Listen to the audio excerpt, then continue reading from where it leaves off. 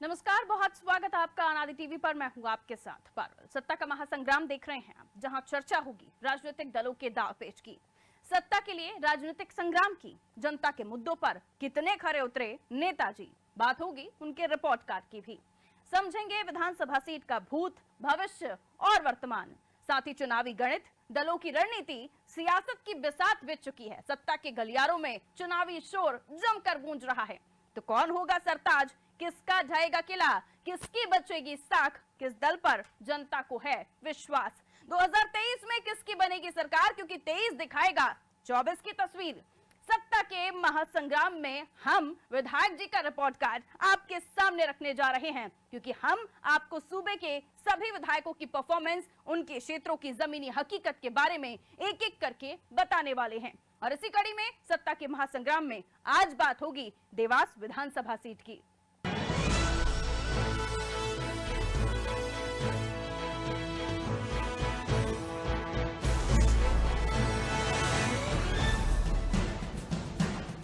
मध्य प्रदेश में चुनाव को कुछ ही वक्त बचा है। चारों तरफ चुनाव की चर्चा हो रही है, लिहाजा राजनीतिक दलों ने अपनी तैयारियों को और मजबूत करने की कवायद शुरू कर दी है। और इस बीच देवास विधानसभा सीट को भी लेकर सियासी तैयारियां जोरों पर हैं। इस सीट पर करीब 3 दशक से राज परिवार का कब्जा है। राज परिवार ने ही राज किया है। बीजेपी के मुख्य राजनीति जो है वो पहले से तय होती है। यहाँ से दिवंगत तुकोजीराव पवार 6 बार लगातार विधायक चुने गए और उसके बाद उनकी धर्मपत्नी गायत्री राजे पवार यहां से 2 बार विधायक चुनी जा चुकी हैं। 2018 के चुनाव में बीजेपी की ओर से गायत्री राजे पवार ही जीती थी, लेकिन जनता इस बार क्या चाहती है ये जानना बेहद जरूरी है। हम आपको इस क्षेत्र को लेकर सत्ता पक्ष और विपक्ष के क्या दावे हैं ये भी बताएंगे, और जनता का इस बार क्या मूड है ये खुद वोटर्स की जुबानी हम आपको दिखाएंगे। लेकिन इससे पहले देवास विधानसभा क्षेत्र के मुद्दे क्या हैं, इस बार बीजेपी कांग्रेस से कौन दावेदार हो सकते हैं, यहाँ वोटर्स की संख्या क्या है, अब तक कौन सी पार्टी कितनी बार इस सीट पर कब्जा कर चुकी है, पहले इन समीकरणों को समझ लेते हैं।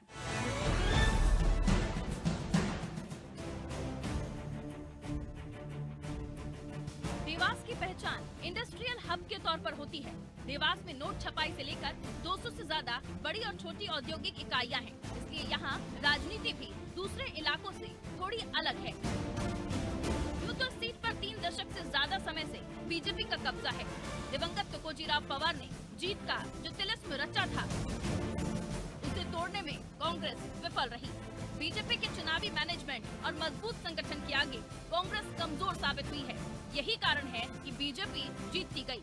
वर्तमान में गायत्री राजे पवार देवास से विधायक हैं और अब फिर बीजेपी चाहेगी कि क्यों ना इस बार भी इस सीट पर कब्जा किया जाए। लेकिन देवास की जनता क्या चाहती है ये तो समय ही बताएगा, क्योंकि जनता कहीं खुश तो कहीं नाखुश भी नजर आ रही है। खैर, इस बार जनता का मूड क्या है, नेताओं के क्या दावे हैं, ये जानने से पहले समझ लेते हैं देवास विधानसभा सीट का पूरा समीकरण। सबसे पहले जानते हैं कि पिछले 3 चुनाव में इस सीट पर किस किस के बीच मुकाबला रहा है। 2008 में बीजेपी से तुकोजीराव पवार जीते। उन्होंने कांग्रेस के हाजी हारून भाई को हराया था। 2013 में फिर तुकोजीराव पवार जीते। उन्होंने इस बार कांग्रेस की रेखा वर्मा को हराया था। 2018 में बीजेपी से गायत्री राजे पवार ने चुनाव लड़ा और जीती। उन्होंने कांग्रेस की जयसिंह ठाकुर को मात दी थी।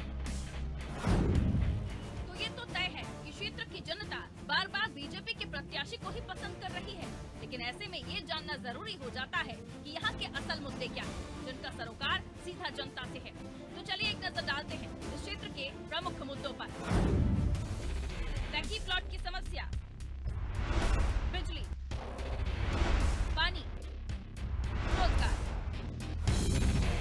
ये है क्षेत्र के प्रमुख मुद्दे, जिनके दम पर इस बार क्षेत्र में आर पार की लड़ाई देखने को मिलेगी। मगर इस बार यहाँ पर टिकट वितरण में बीजेपी को आसानी हो सकती है, लेकिन कांग्रेस में ये इतना आसान नहीं रहने वाला है, क्योंकि कांग्रेस में इस क्षेत्र से कई लोग दावेदारी कर रहे हैं। पहला नाम है प्रवेश अग्रवाल, दूसरा नाम है प्रदीप चौधरी। वहीं बीजेपी की बात करें तो बीजेपी में फिर से वही नाम सामने निकल कर आ रहे हैं, गायत्री राजे पवार। देवास विधानसभा क्षेत्र में अगर मतदाताओं की संख्या की जाए तो यहाँ पर कुल मतदाता 2,74,411 है। पुरुष मतदाता 1,39,566 है। महिला मतदाता 1,34,841 है और अन्य मतदाताओं की संख्या 4 है। वहीं अगर देवास की सीट पर जातीय समीकरण की बात की जाए तो इस क्षेत्र में ब्राह्मण, राजपूत, मुस्लिम वोट अधिक हैं। साथ ही खाटी समाज का भी दखल है और इस हिसाब से सवर्ण मतदाता 30.68%, अन्य पिछड़ा वर्ग 28.61%, अल्पसंख्यक 17.83%, अनुसूचित जाति 18.25%, अनुसूचित जनजाति 4.63%।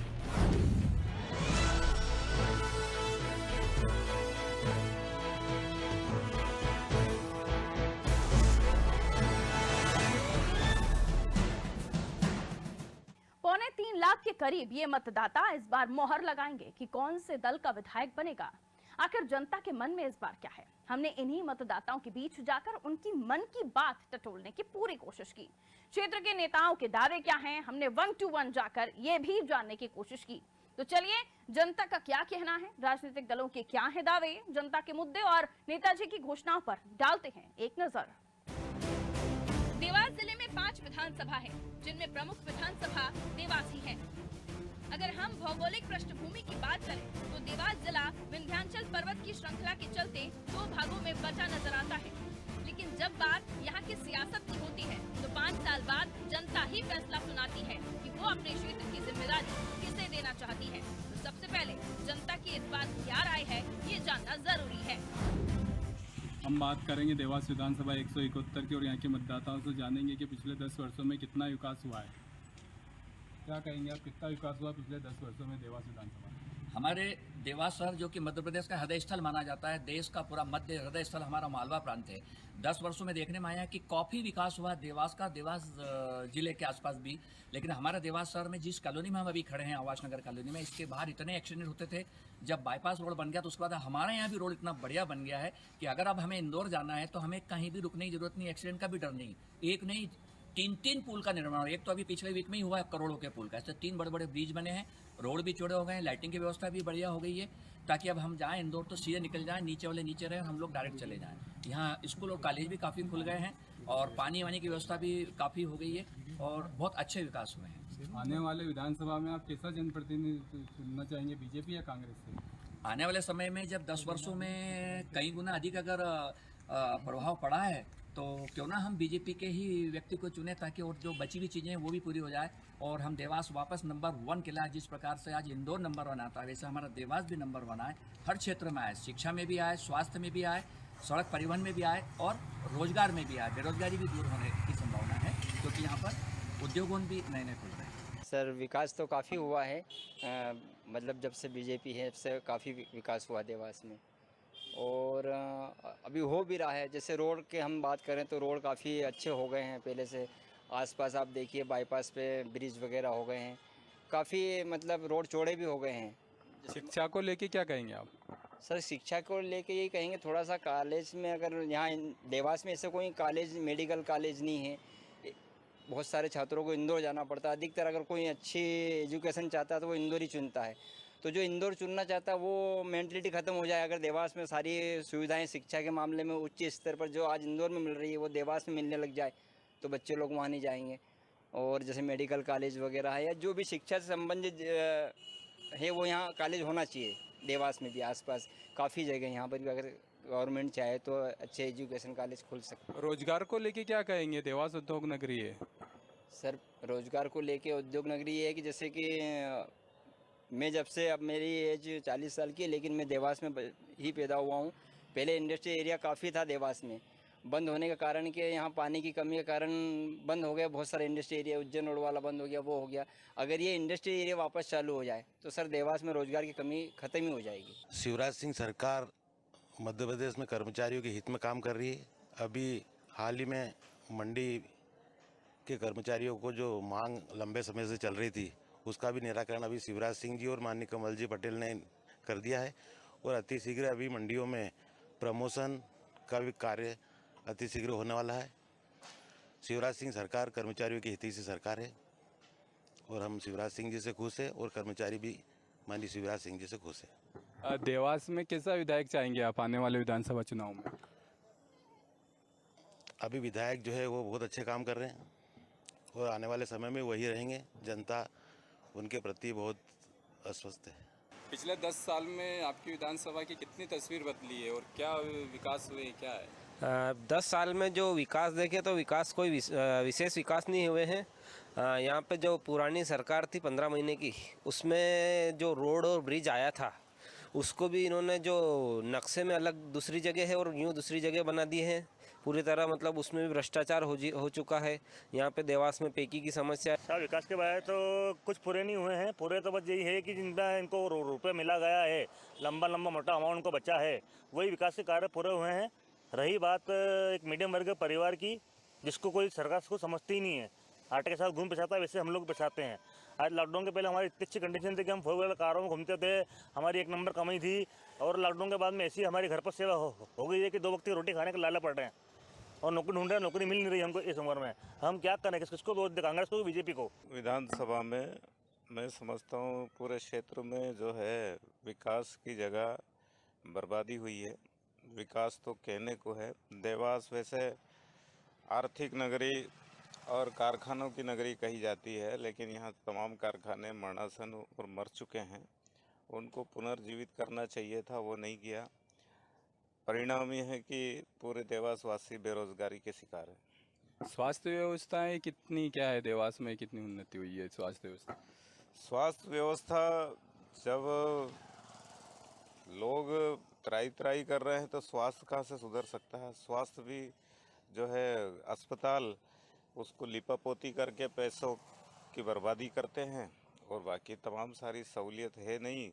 सहूलियत के नाम पे निजी अस्पताल जिनमें उनके कॉन्टेक्ट रहते हैं, उनके कमीशन जुड़े रहते हैं, इसलिए निजी अस्पतालों को वो रेफर करते हैं। शिक्षा के विषय में ये बोलूँगा कि बाकी सब तो अच्छा है, लेकिन यहाँ पर थोड़ा सा कॉलेज वगैरह में वापस से, जैसा हमारे भैया ने बताया कि थोड़ा और उस पर फोकस करने की ज़रूरत है। मेडिकल कॉलेज वगैरह नहीं है यहाँ पे, और थोड़ा सा आगे पीछे देखा जाए तो थोड़ा लापरवाही भी यहाँ पर देखी जाती है। अगर हम बात कर रहे हैं तो मतलब पुराने विषयों पे देखा जाए तो थोड़ा सा देखा जाता है अपन की लापरवाही भी हो रही है। और थोड़ा एजुकेशन को थोड़ा आगे बढ़ाना चाहिए, साथ ही साथ खेल वगैरह में थोड़ा सा महत्व देना चाहिए। हम देवास के दूसरे इलाकों में भी गए, वहाँ की जनता का क्या मूड है ये भी जाना। लोगों ने भी खुलकर अपनी राय और बात सामने रखी। देखिए, जनप्रतिनिधियों से तो हम अपेक्षा बहुत रखते हैं और सरकार ने पिछले 10 वर्ष में अच्छा विकास किया है, पर कुछ जनप्रतिनिधियों के कारण नीचे विकास नहीं हो पा रहा है। आज देखा जाए तो सरकार ने किसानों के लिए बहुत अच्छे विकास कार्य किए हैं। किसानों को लाइट का विषय में देखें, किसानों को चाहे सम्मान निधि के विषय में देखें, किसानों को फसल बीमा के विषय में देखें, ये बहुत अच्छा लाभ हुआ। देवास में उद्योग के लिए मैं ये बताना चाहता हूँ कि उद्योगों के लिए जो दी जाने वाली सुविधा है, वो सुविधा ना मिलने की वजह से कई उद्योग बंद हो गए। हमारे ग्रामीण क्षेत्र के जितने भी उद्योग में जाते थे, उनके सब कामकाज बंद हो गए हैं। पिछले 10 सालों में कोई विकास नहीं हुआ, किसी प्रकार का परिवर्तन नहीं आया। हमें विकास परिवर्तन चाहिए। स्वास्थ्य व्यवस्था के बारे में क्या कहेंगे? कोई सुविधा नहीं है, कोई सुविधा कोई नहीं सुनता नहीं है। में जाते बहुत जगह नहीं सुनवाई होती है हमारी, नंबर लगाते रहते हैं, मरीज तड़पता रहता है, फिर भी विकास नहीं हो पाता आजकल। पूरे 35 साल का और 35 साल का पूरी विधानसभा, देवास विधानसभा पूरी बीजेपी का गांव होते हुए भी हमारे ये रोड नहीं बन पा रहा है। पूरा बीजेपी का बोर्ड है, सारे बोर्ड बीजेपी को एक तरफ से जाता है, एक तरफ से पोलिंग जीतते हैं यहाँ से माना जाता है, जो भी हमारा शमशान नहीं बन पा रहा है अभी तक। विकास तो 1% भी नहीं है मेंढ की धाकड़ में। जो भी है, अभी शमशान का रोड को देखो आप, अगर कोई मुर्दा मर जाता है तो उसके आगे 2 ट्रैक्टर करना पड़ता है और 1 ट्रैक्टर में मुर्दे को पटकना पड़ता है, जब जाके उसको टोचन करके वहाँ पे शमशान तक ले जाना पड़ता है। आने वाले समय में देवास में विधानसभा चुनाव है, आप क्या कहेंगे, कितना विकास हुआ देवास में पिछले 20 सालों में? 20 सालों में काफ़ी विकास हुआ है, अच्छा विकास हुआ है। कुछ विकास बाकी है, हो सकता है आने वाली सरकारें और अच्छा सा करेगी। कॉलोनियों में कुछ गार्डन नहीं बने हैं, कुछ गलियों कच्ची पड़ी है, तो सरकार से ये हमारा निवेदन है कि इनको भी पूरा करें। रोजगार को लेके क्या कहेंगे आप? रोजगार तो अभी ठीक चल रहा है, कुछ कुछ रोजगार और दिलवा रही है सरकार और दिलाने वाली है, ऐसा हम भाषणों में सुनते हैं नेताओं की। पिछले 10 सालों में विकास कार्य तो बहुत सारे हुए हमारे गांव में, तो जैसे हुआ है विधायक जी से भी संतुष्ट हैं, उन्होंने भी कई कार्य करवाए हैं हमारे यहाँ। जैसे विकास कार्यों को लेकर देखा जाए तो कॉलेज, साइंस कॉलेज, और साइंस कॉलेज से अपने मेन रोड तक, विजयगंज मंडी रोड तक ये रोड का निर्माण हुआ है, नदिया पर पुल का निर्माण हुआ है, और इसके पिछले वर्षों में भी कई ऐसे कार्य हुए हैं विकास कार्य। तो सुना आपने, जनता इस बार क्या चाहती है। ये वही जनता है जो किसी भी पार्टी को अर्श से फर्श तक और फर्श से अर्श तक पहुंचाने में अहम रोल अदा करती है। चलिए, ये तो हो गई जनता की बात, लेकिन अब जान लेते हैं देवास के विकास के लिए वर्तमान विधायक गायत्री राज्य पवार और बीजेपी ने अब तक क्या क्या किया है। देवास में अगर विकास की बात करें तो विकास चौतरफा हुआ है। सर्वांगी विकास करने की पूरी कोशिश की है हमने। भारतीय जनता पार्टी की सरकार माननीय शिवराज सिंह जी के नेतृत्व में सड़कें, ब्रिज, पुल, सड़कों का जाल बिछा दिया है हमने देवास में। इसी तरह से शिक्षा के क्षेत्र में 2 बड़े कॉलेजेस हमने बना कर दिए हैं। खेल के क्षेत्र में स्पोर्ट्स पार्क हैं देवास में। जब आप एंटर करते हैं तो आपने देखा होगा सुंदर स्पोर्ट्स पार्क बनकर तैयार है, जहां बच्चों को खेलने के लिए जगह है, बुज़ुर्गों को शाम को टहलने के लिए जगह है। हॉस्पिटल का उन्नयन किया है, उसके बाद मैटरनिटी हॉस्पिटल आया है 100 बेड का, जो 1 महीने में बनकर तैयार हो जाएगा। नया बस स्टैंड बन रहा है, नया कलेक्ट्रेट भवन बन रहा है, नया नगर निगम भवन बना दिया है हमने, एसपी ऑफिस बना दिया है, तहसील भवन बन रहा है। काम सतत चालू है, विकास बहुत तेज़ी से दौड़ रहा है देवास विधानसभा में, और ये सब आशीर्वाद है माननीय शिवराज सिंह जी का, भारतीय जनता पार्टी की सरकार का। यह देवास उद्योग नगरी मानी जाती है, कहीं न कहीं बेरोजगारी को लेके एक जनता में बड़ा आक्रोश नजर आता है देवास में। देखिए, रोजगार देने का काम माननीय शिवराज सिंह जी ने किया है। 1 लाख युवाओं को रोजगार देने का काम किया है, और उन्होंने इसका ऐलान उनके कार्यक्रम से सार्वजनिक रूप से भी किया है, और उन बच्चों को रोजगार मिला भी है। बच्चों को शिक्षित करके उन्हें ट्रेनिंग देकर योजना के तहत रोजगार लगाने का काम भी कर रहे हैं। अगर औद्योगिक क्षेत्र है देवास में, तो मुझे बताते हुए गर्व है कि उद्योग पूरी तरह से 100% चालू हैं देवास में, और सभी रोजगार देने का काम कर रहे हैं। कोई भी एक उद्योग नहीं है देवास में जो बंद है या बीमार है या कोई सुविधा के कारण बंद है, जैसे बिजली, सड़कें या पानी। ये सारी सुविधाएं सरकार ने औद्योगिक क्षेत्र में दी हैं, और उसी के कारण उद्योग चल भी रहा है देवास में। अच्छा, देवास शहरी क्षेत्र में तो काफ़ी विकास हुए, परंतु कहीं न कहीं ग्रामीण क्षेत्रों में कहीं विकास नज़र नहीं आता, उसमें आप क्या कहें? आप ये नहीं कह सकते हैं कि विकास नज़र नहीं आता है। आप ग्रामीण सड़कों में, ग्रामीण की सड़कें जाकर देखिए, बड़ी बड़ी सड़कें, अभी 15 करोड़ की, फिर 7 करोड़ की, और अब 25 करोड़ की नई सड़कें देने का काम हमने ग्रामीण में किया है। बड़ी बड़ी सड़कें जो हम कभी सोचते नहीं थे कि बन पाएंगी, करोड़ों की लागत से बनने वाली सड़कों को हमने बनाने के टेंडर्स पास हो चुके हैं, काम शुरू होने वाला है। उसी तरह से नर्मदा सिंचाई योजना के तहत पूरे 74 गांवों में खेत में सिंचाई के लिए पानी पहुंचाने का काम भी हमने किया है। तो विकास तो यही होता है, जो हम लोगों को पर्याप्त मात्रा में खेत में बिजली मिल रही है, पानी मिल रहा है, सड़कें बनी हुई हैं, जीवन स्तर बेहतर बनाने के लिए योजनाएं क्रियान्वित हो रही हैं। यही विकास है, और ये हो रहा है ग्रामीण में भी। अच्छा, सन 1990 से ही बीजेपी का कब्जा रहा, आप उस विषय में क्या कहेंगे? एक से एक धुरंधर आपके सामने चुनाव लड़े, पैलेस के सामने, पूर्व महाराज के सामने भी, आप क्या कहना चाहेंगे? देखिए, अगर 1990 से मेरे परिवार विधायक बनते आए हैं यहाँ पर, तो मैं बोलती हूँ कि ये 1990 से कंटिन्यूस किसी की देन से हम नहीं बने हैं। हर 5 साल हम हमारे काम का हिसाब किताब लेकर एक अग्नि परीक्षा में चुनाव के स्वरूप जनता के सामने उतरते हैं, चुनाव लड़ते हैं, और जनता हमें चुनकर हमारे कामों को सराह कर हमें विधायक बनाती है। तो ये 5 साल का भी लेखा जोखा लेकर मैं चुनाव में उतरूंगी, अपना हिसाब किताब जनता को दूंगी कि इन 5 साल में मैंने क्या काम किया है, और जो काम किया है उसको सराह रही है जनता। और मुझे पूरा विश्वास है देवास की जनता पर कि देवास की जनता फिर से भारतीय जनता पार्टी का ही विधायक इस बार फिर चुनेगी। आगे आपकी क्या मुख्य योजनाएं हैं विधानसभा चुनाव के बाद में, चुनाव आप अगर जीतते हैं तो? देखिए, उसका एक विजन बोर्ड बनकर तैयार हो गया है। उसको बहुत ही जल्दी, जैसे ही टिकट्स का ऐलान होता है, भारतीय जनता पार्टी जिनको टिकट्स देती है उनके माध्यम से हम लोग फिर उसके बाद विजन प्लान हम सबके सामने रखेंगे। पिछले चुनाव से पहले भी एक विजन बोर्ड बनाकर हमने सामने रखा था और बताते हुए बहुत गर्व होता है कि जो चीज़ें बोली थी वो सब करके दी हैं देवास को। अब अगले 5 साल के लिए हम लोग जो वादे करेंगे, जो घोषणाएं करेंगे, उनको भी हम लेकर जनता के सामने उतरेंगे। गायत्री राजे पवार ने तो बता दिया कि उन्होंने और बीजेपी ने देवास को कैसे विकास के पथ पर आगे बढ़ाया, लेकिन अब इस क्षेत्र के विपक्षी नेताओं का क्या कहना है वो भी सुन लीजिए।